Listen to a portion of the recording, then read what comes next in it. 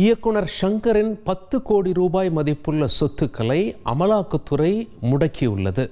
காரணம் என்ன என்பது குறித்து எமது செய்தியாளர் சாலமனிடம் கேட்போம்.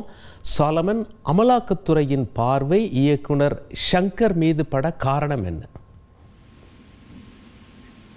கடந்த 2010ஆம் ஆண்டு இயக்குனர் ஷங்கர் இயக்கத்துல நடிகர்கள் ரஜினிகாந்த், ஐஸ்வர்யா ராய் உள்ளிட்டோர் நடித்த எந்திரன் திரைப்படம் மாபெரும் வெற்றி பெற்றது. குறிப்பாக 290 கோடி ரூபாய் வரை இந்த படமானது வசூல் சாதனை செய்தது. இந்த நிலையில இந்த எந்திரன் திரைப்படத்தின் கதை தன்னுடையது என்றும் தமிழில் வெளியான ஜூகிபா என்ற தனது கதையை தழுவி எடுக்கப்பட்டதாகவும் எழுத்தாளர் ஆரூர் தமிழ்நாடன் என்பவர் எழும்பூர் நீதிமன்றத்தை ஒரு வழக்கை ஒன்று தொடர்ந்திருந்தார். இந்த நிலையில இந்த வழக்கானது அடிப்படையாக வைத்து அமலாக்கத்துறை அதிகாரிகள் தீவிரமாக விசாரணை மேற்கொண்டனர்.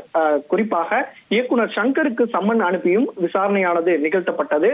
மேலும் இது தொடர்பாக ஷங்கர் காப்பிரைட்ஸ் சட்டத்தை மீறி செயல்பட்டதாக அவர் மீது வழக்கு பதிவு செய்து தீவிரமாக விசாரணை மேற்கொள்ளப்பட்டது.